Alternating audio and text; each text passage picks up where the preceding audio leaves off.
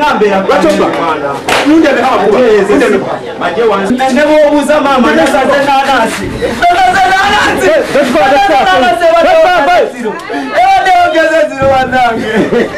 Keti babiri yanabidde mutabaniwe Musa Musoke maaso namutwala ku LC Lugoba nga mulanga kubba buli kyasanga namuvumaganya. Musoko lutuse ku LC n'ebibbe byasangiddwa nabyo ne bamuyisaako ow'embuya n'okumulagira ayimbe era bakira ayimba bw'atiiriika saako okulangira nnyina obw'amalaaya ekyewuunyisizza abalabi. Ekati ali yani oyo muwe malaaya sagala malaaya kino kyendiko bulamu bwange gwe nawe musajja kula bannamawulire namwe mulabe Uganda yaffe no mwe tuli batusiba batusiba otegera abadeleka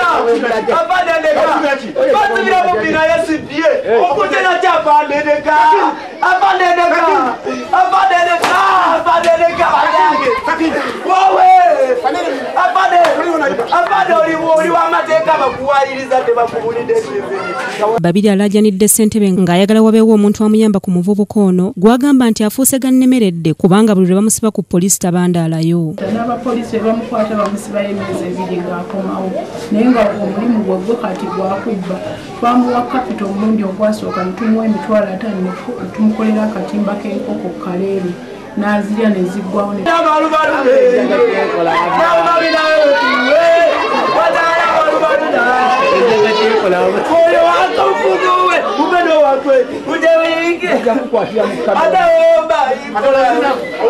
ayongeddeko nti buli lunaku amwewerera okumutta nga y'ensonga lwaki asibira batoobe mu nnyumba okwewala okubatuusaako obulabe. bwe tumugambako atugamba agenda tutta era nakati obudde ayogera n'ebiseewulira nti tebamutabwe bati agenda kumuzita. Ssentebe w'ekitundu kino Juma Serwadda asabye abantu okulondoola emisango okutuuka mu kkooti nga kino kye kibaviirako okubata oluvannyuma lw'okubulwa abajulizi ababalumiriza. Kkooti yamusiba emyezi nga 2-3 n'emuta naye we yakoma yatandikira naye nga nja kukubira abazadde omulango oba abantu bonna bw'otwala omuntu yenna ku poliisi genda okole statement ate bakuyita mu kkooti genda owa obujulizi.